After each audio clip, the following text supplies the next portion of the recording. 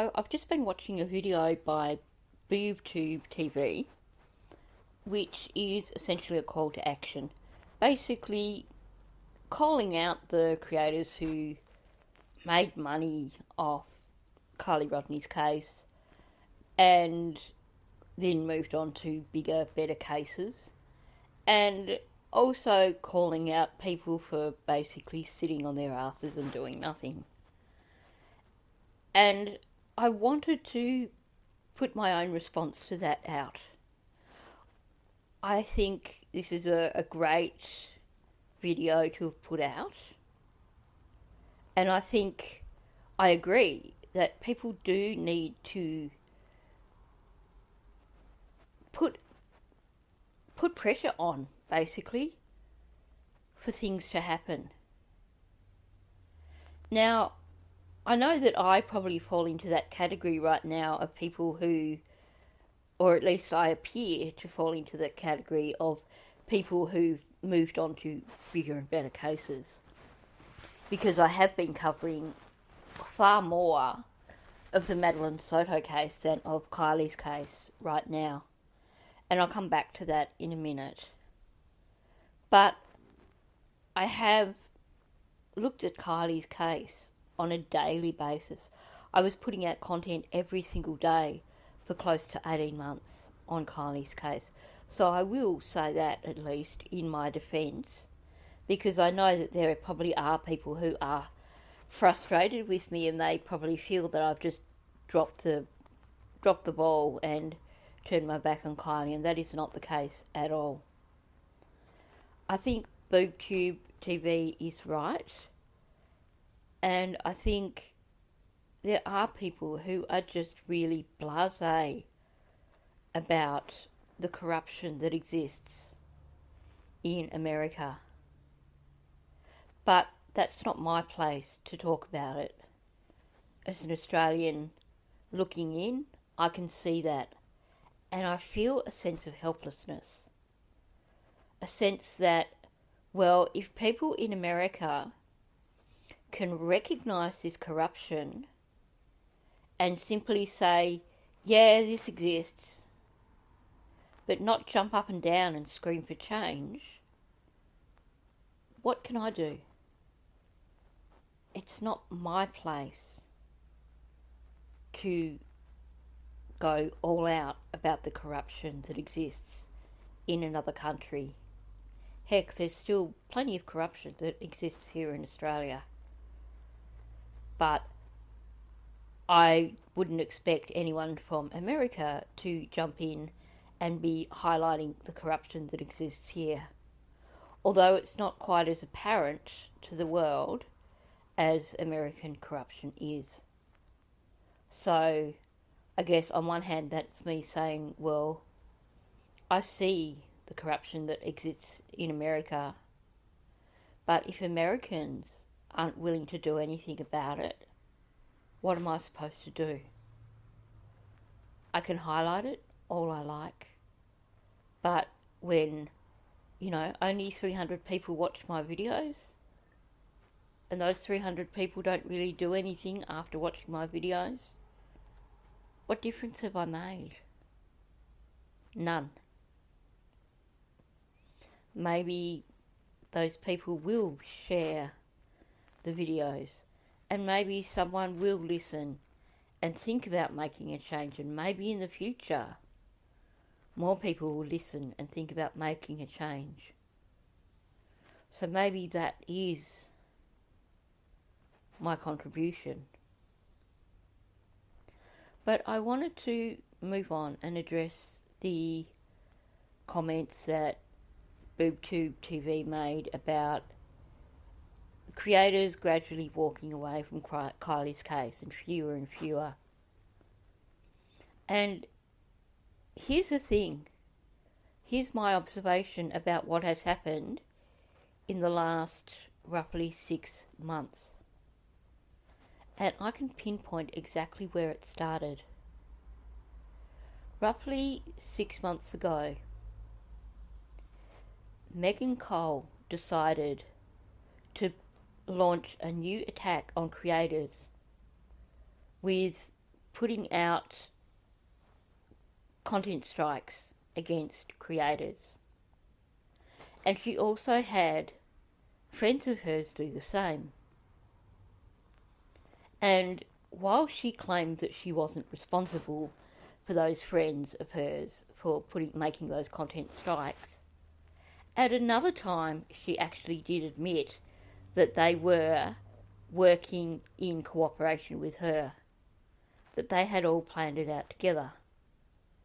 So suddenly you had one channel taken down completely because of content strikes by Megan Cole and her friend. I can't even remember the name of the channel. It was some insignificant channel with some guy who had some hero complex, and he's just vanished. Then you had Squirrels on Fire coming very close to being taken down because of Megan Cole and her strikes.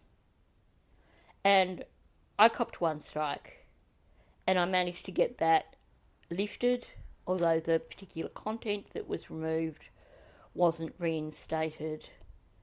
There's hoops I could jump through to get it back up, but I really don't care because I don't have that content strike anymore, so one video doesn't matter to me. But it was at this point in time that we saw things starting to fragment. Another creator who used to be supportive of those creators who were fighting for Kiely Rodni decided to put out a video. And that creator put out a video putting out false allegations. Not only that, but they used either AI or someone with a very similar voice to another content creator to give the impression that that content creator was publicly criticising other Kiely Rodni content creators. Now, I could be more specific here, but honestly, I'm not going to give them, the creator who put this out, I'm not going to give them the satisfaction of acknowledging the actual content of their video or the target of their video. But I will say that they definitely used an AI voice, or they used a person with a voice very similar to another individual to give the impression that this individual was being kind of mean about other creators. And suddenly what happened is that you saw this fragmentation happening, and suddenly creators weren't supporting each other. Some creators went off and became extremely negative towards creators who were still fighting for Kiely, forgetting that we're all in this together, we're all on the same side. So it was a bit of a divide and conquer thing happening. And what happened? Some creators went, well, this is too much, I don't like this negativity, and they decided they weren't going to cover Kiely's case anymore. Those of us who were basically a bit more determined continue to cover Kiely's case, but pretty much isolated on our own. So that it made it harder to find the motivation to keep working on Kiely's case, because we didn't have other creators lifting us up. Now, I will admit, I don't always have time to listen to live streams from other creators. I have a lot on my plate, and in terms of YouTube, I have 2 YouTube channels that I work hard on, and I try to get content out for both those channels every day. So in terms of finding information, I look for videos that are succinct and straight to the point. I just don't have time to listen to 2-hour, 3-hour live streams. So I go with what I can find that is succinct. So I do apologise to those creators who do live streams and do a good job for Kiely, for me not spending the time in their live streams. But it comes down to a time thing. And that's why I try and keep my videos down to, 30 minutes tops. Because I recognise that there are people like myself who have time limitations and don't have the time to spend hours and hours on a live stream or on a long video. So I guess for that reason, it's partly my own doing that I've become isolated, because I guess other creators see me as not supporting them because I can't spend time in their live streams. And so perhaps that is why they no longer come to my channel and they no longer watch my videos. I'm not sure. It could be just that everyone is busy. But it certainly seems that there isn't any solidarity anymore between the small handful of channels that are still covering Kiely's case. And of course, you also have a reluctance by some people now about what they want to talk about because of all that bullcrap earlier this year with the content strikes and with one channel being taken down completely and Schools on Fire almost being taken down completely. So people have become a little bit hesitant, for starters, to cover Kiely Rodni content because they don't want to be attacked by Megan Cole and her friends. But they also are reluctant about how they cover Kiely's content for the same reasons. In terms of FOIA requests, I know that right now there are some content creators who are putting some good stuff out that is based on recent FOIA requests that they've done from Kiely's case. And towards the end of her video, BTTV said, it's easy to do a FOIA request. Anyone can do a FOIA request. And yes, that is true to some extent.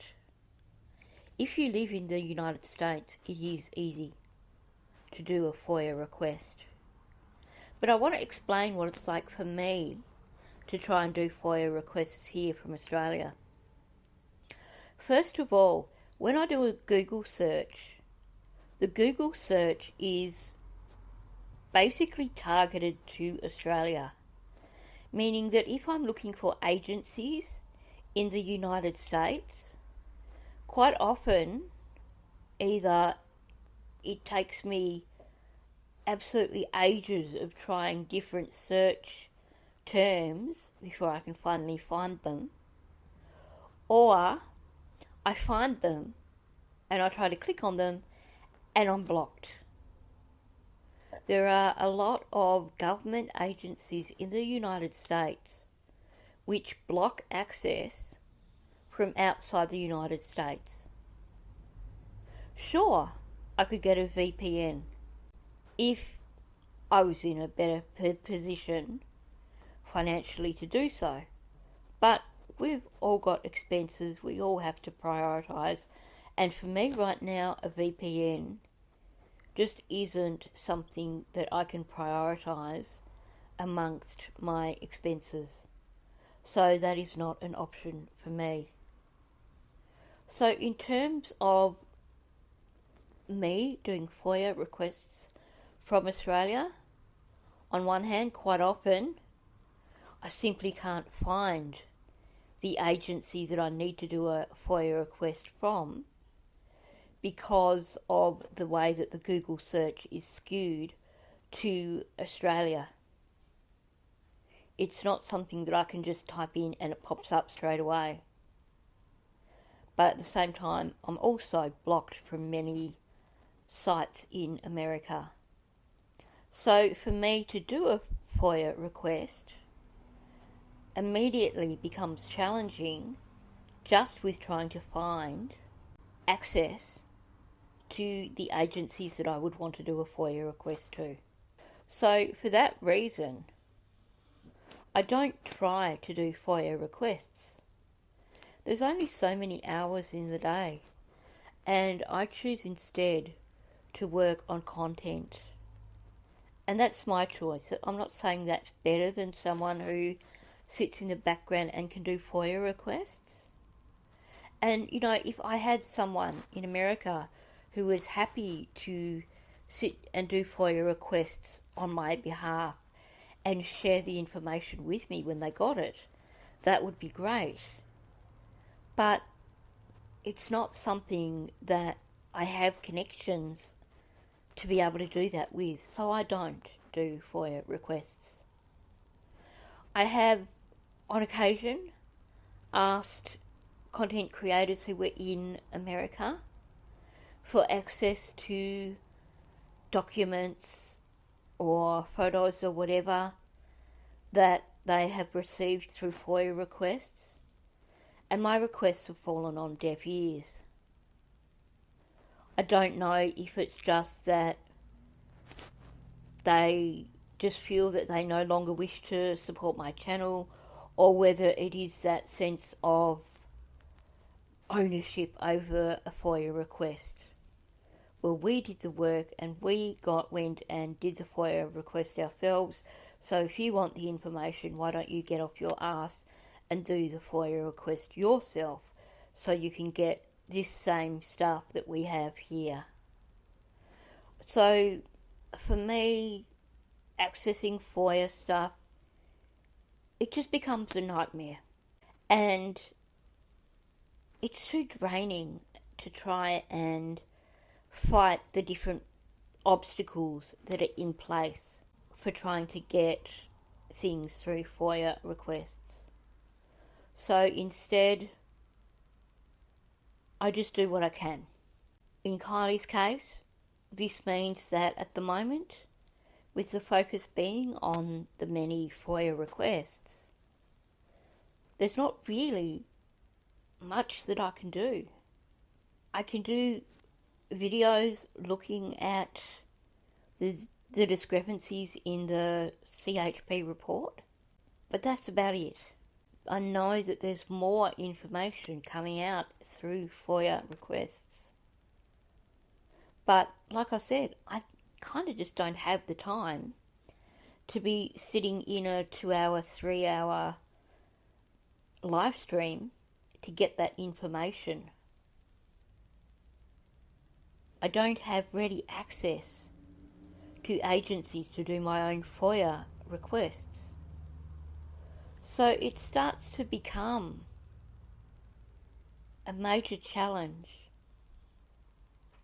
and I do start to feel discouraged. It makes me feel like at this point in time, I just don't feel like I have anything valuable to offer in Kiely's case.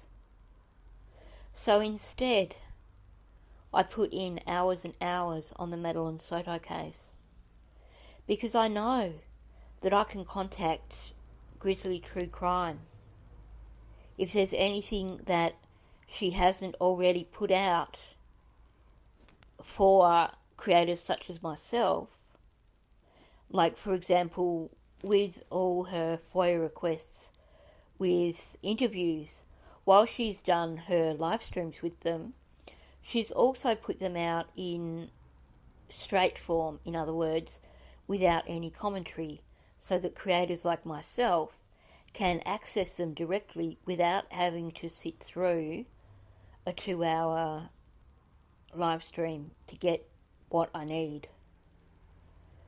And if there's anything that she hasn't done in that format, I can simply email Grizzly and say, hey, this particular audio, can I get a copy of that without the commentary?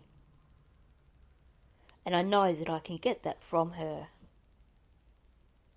So for me, right now, it is easier to cover the Madeline Soto case. And I do have things to work on for Kiely's case. But when I go to work on them, I get that sense of overwhelm again. The sense that, well, I can't work on the FOIA stuff because I don't have it. And I feel discouraged, and it stops me from working on content for Kiely's case. So I don't. I take a break and I go back to looking at the Madeline Soto case because I know I can access everything I need. Is this a cop-out? Maybe. But at the end of the day, it is hard work being a content creator. And you do thrive when you get support. When you don't get support, it becomes draining. It becomes really, really hard. And I'm going to call a spade. I feel like there is not a lot of support coming my way from within the Kiely Rodni community anymore. And I know that there are people who still support me, and I'm so grateful for those people. You know who you are, and thank you for that.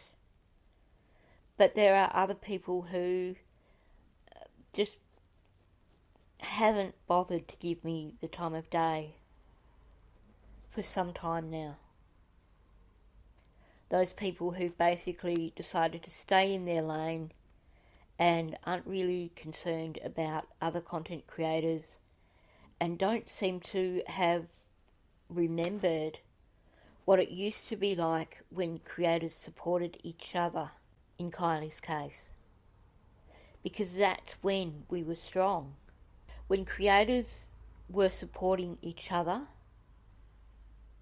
that's when Kiely Rodni's story was being told by many people. That's when people were still out there fighting for Kiely's case, because they felt that positive vibe that existed.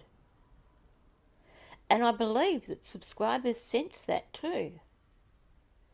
I know there's a lot of names missing from my comments in my Kiely Rodni videos that have been gone for several months. And I know that there's been a lot of negativity towards my channel, but I can't help wondering too if part of that comes from the apparent lack of interest by other creators now, and that they've gone, well, okay, let's just follow this creator, and this creator doesn't really seem to support other creators, so we're just not going to worry about them anymore. I don't know what's going on here, and I apologise to those people that I may be offending by saying this. But I feel that something has changed, and that the whole Kiely Rodni community has become splintered. And for those of us who have fought really hard for the last 2 years for justice for Kiely, we now are somewhat isolated. And it makes it harder to fight for something when you feel like you're shut in a sealed room with no windows, shouting at the top of your voice and no one's hearing you. So this is a lot of waffle, and I apologise if I've offended anyone from saying this, but I thought it was time for me to just lay it all out on the table. I will try to continue to put videos out for Kiely Rodni. I am still passionate about justice for Kiely Rodni. I'm also super passionate about being a voice for Madeline Soto and making sure that that can never happen again to another child. And I do want to thank those people who continue to support my channel, those people who subscribe, the people who have maintained their memberships, the people who have at one point in time had memberships and for one reason or another have not continued them. I'm grateful for the time that you did have memberships for. That still was support for my channel. And I know I've had memberships of channels, and then I know I've let some of those memberships lapse, because sometimes your priorities change in terms of finances, and you have to step back and go, okay, well, is this really the best way of spending my money? I'd love to support this channel, but I have other priorities. So I can appreciate why people cancel memberships or don't continue memberships. So I'm just grateful for the people that have been members, and I'm grateful for the people who continue to be members, and I'm grateful for the people who continue to watch my videos and continue to leave comments in the chat section. All these people do lift me up and give me the motivation to continue. But at the same time, I am struggling when it comes to Kiely's case for all the reasons that I've just outlined in this video.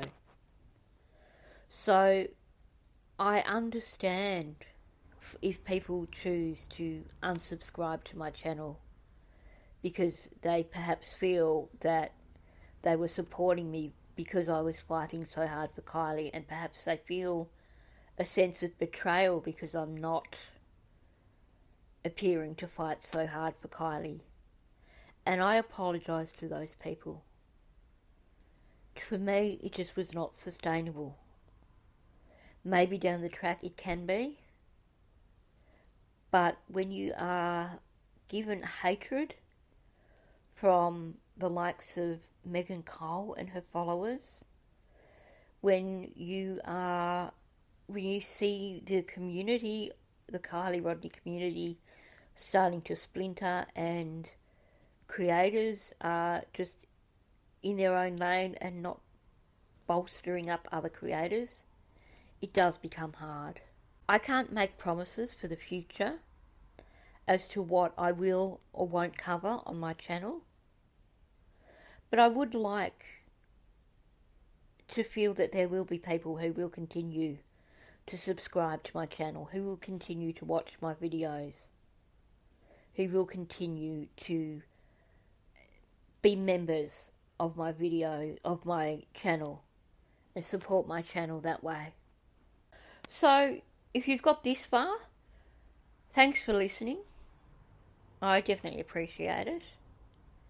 And if you feel like it, hit the like button.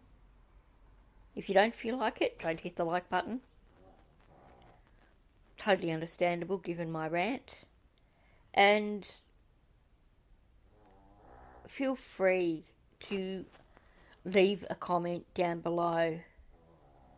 Unless it is a personal attack on me, I'm not going to delete your comments. You are more than welcome to disagree with what I've said here. Just please keep it respectful.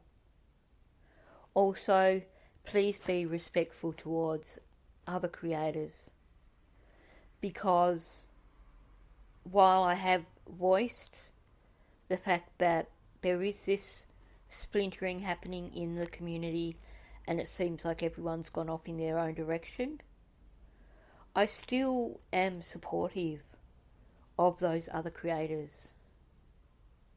I have no ill feelings towards them, and I understand their reasons for going off in their own lane. I'm just simply acknowledging that there appears to no longer be a community of Kiely Rodni creators in the way that there used to be. So, thank you. Hopefully some of you will come back and watch more of my content in the future.